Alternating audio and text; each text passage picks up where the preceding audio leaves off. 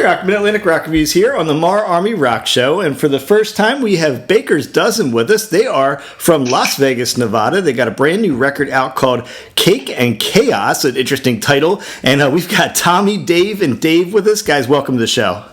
Hey, man, how are you? How you doing? What's up, brother? Hey, really nice to talk to you guys. Now, it's my first time getting to know you. I love the classic kind of punk vibe you have, but for folks that may not know your band, give me a brief biography of the band and how you guys came together.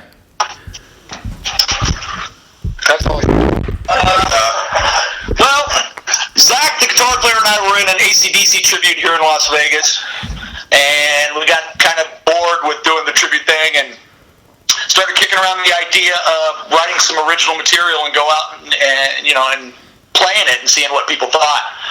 And that was 3 years ago, and we're kind of amazed as to what it's blossomed into.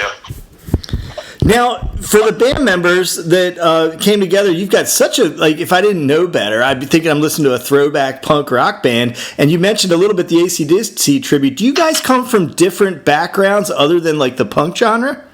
Oh, yeah, man. Give us a little insight. Almost every genre you can think of. Yeah, pretty much everything. Well, except hip-hop. Well, yeah. Except for hip-hop and country. You can never tell with that Vegas music industry out there where people might have come out of, right? Right. So, hey, tell me a little bit about Cake and Chaos. Give me the lowdown on the making of the record, where it was produced and recorded, and that kind of stuff.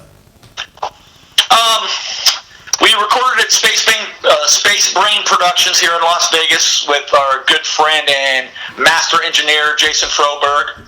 The album is a collection of songs with there's a little bit of, it's a collection of songs, but we got a little bit of, I don't know, the wildness of Las Vegas. There's a little bit of hate and love, a little bit of laughter and just mayhem, and we don't take ourselves very serious other than when we're playing music. Yeah, and even then it's a stretch. Yeah.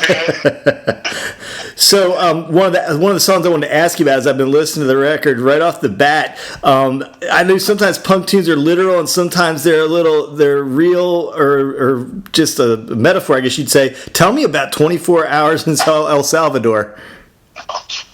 That's actually got a good story behind it. Yeah. I was traveling with my family in Costa Rica because I do a lot of traveling, and when we have our vacations and whatnot, and we had a layover for a day in El Salvador, and for some reason, right when they said, my family told me, hey, we got 24 hours in El Salvador. For some reason, that just really rang very well, and I kept it. And when I got back to the States, I told my guys, hey, man, I think I have an idea for a song. So was there anything, unusual that happened there that you can tell us about, or just kind of was a just captivating way to kill the time there in El Salvador? It's a really cool place to lose yourself and find yourself. I mean, you could definitely get lost down there. There's a lot of expats down there living, man, and the dollar goes a long way. The people return a smile with a smile. It's definitely wild living. You have to adapt to the way that they are, because, there's so much wildlife and just crazy shit. You can step outside the door and die, pretty much. So, it's an adventure. I think everybody kind of needs that, and I don't know. I was hoping maybe to draw attention to that part of the world, So, hey, there's some interesting artwork on the album cover. It reminded me of something I would see come out back in the classic punk days. Is there anything specific going on that cover? Is it more random pictures? Yeah. There's a little bit of... well, it's not random. It's definitely thought out. But, I really was a big fan of all the old punk albums as well. I remember seeing the first Bad Brains album, and that bright yellow, and then stood out in the bin, and Black Flag, some of the original album artwork was just super bright and didn't care. It was completely different from rock and roll. And I just wanted to be able to have it be memorable, but also kind of it was a throw off of the Some Girls album from the Rolling Stones. Oh, cool, man. So, hey, we talked a little bit about, the vibe taking us back in the day to some of the great punk bands. Talk about that genre in Vegas, man. How's it work in Vegas? Because I know it seems like you play with a lot of like classic 80s bands. What's the vibe for punk music out in Vegas?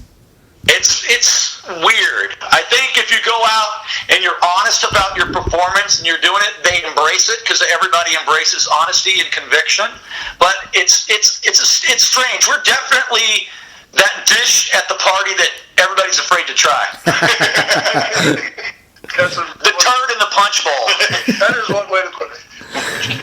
So I saw in the press release that the title of the record kind of makes a reference to your live shows. So talk a little bit about what the live experience is like with you guys.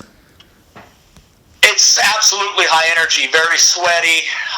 We don't give the audience a time to breathe.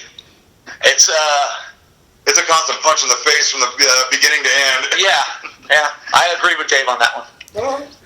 Now, I saw, something kind of cool you guys did. I saw you dedicated a music video to Garrison Todd Fargo, man. Can you talk a little bit about the relationship you had with him? Because I saw it's kind of cool you dedicated a tune.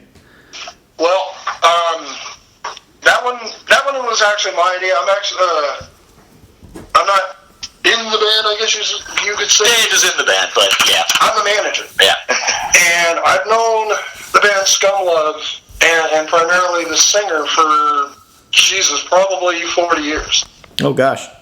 So, with Garrison, it was like, we did a show not too long ago where Scum Love and a whole bunch of bands came out that were not from Vegas, came out here, and Baker's Dozen was on part of that bill.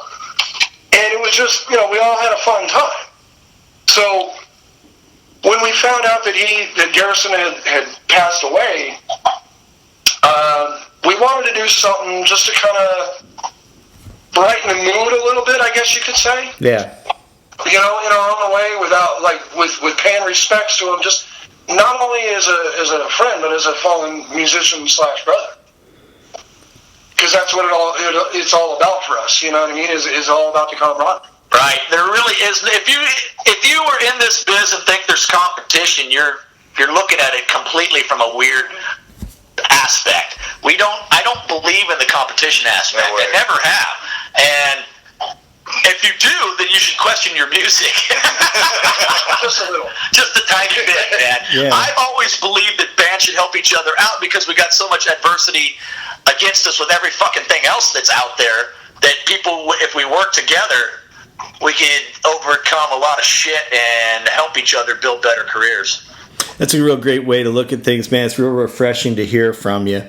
Now, I apologize if I missed this, but I don't think I did. Have you guys done a music video yet? And if not, which one for the record? We're getting ready. We're putting a storyboard together and getting ready to do one for No Shame. So, awesome, man. So I'm glad to hear that. I'm glad I asked. So any idea on the timeline? How soon can we look for that thing? That's your... Well, I'm hopefully in the next 6 months, man. I mean, we got all sorts of weird things that are floating around right now, tour possibilities and whatnot, and we're just waiting to see what's kind of going to happen. But a video is definitely on the bill. Absolutely. We just released the single "No Shame" on radio, so we figured the next best thing for that is to release a video showing all parts of the Sin City that everybody loves to hate. There you go. We'll make sure we spin that tune tonight during this segment. Now, so it may be different answer from one or two of you, but and I haven't seen you play live yet. If you were going to pick one song off the new release that is just going to set off the mosh pit in the crowd, which tune's it going to be? Oh shit! It's got to be either El Salvador or No Shame. Yeah. Because that did it, the House of Blues. Right. Well, Hang Time too, though. Yeah, Hang Time's another one. There's 3 of them on there, man. That's a fucking tough. You're asking. It's like to choose your favorite kid. Yeah, what I'm hearing you tell me. You're gonna throw off the boat. Right. So it sounds like what you're telling me is they're all going to set one off, right? That's really what I'm hearing. Yeah, pretty much. Like I said, everything's really high energy. So live. When we play it live, it's up tempo on every song. So one more thing here before I let you go. I watched a video you guys did back in 2016. I went back and looked through your videos on Facebook, and it was the night before your first performance with LA Guns, I think it was. So tell me a little bit about how the band's progressed since then. Wow. Oh, boy. That's going back. Wow. I think we've solidified. We got the lineup that we like. The songs are going the direction that we like. We pretty much already got the material for the second album finished. It's going really good. I think we've learned to breathe, not take it super serious, and just go with the flow a lot, and then go out there and kill it like we always do. I mean, we always say we just go out and do what we do. We really don't put much thought into it. It's not pre-planned. We like to have a good time. We kind of consider ourselves the Marx Brothers with guitars. Nice. We really just kind of just let it rip once we get up there. Yeah, pretty much. Well, hey, man, I appreciate you guys taking the time with us tonight. We've had Tommy, Dave, and Dave. The band is Baker's Dozen out of Vegas. The album is Cake and Chaos. You can pick it up right now on your favorite music outlets. Guys, man, thank you so much for spending the time tonight. I really appreciate it. Thank you, man. Thanks, man. We appreciate it. Have a good one.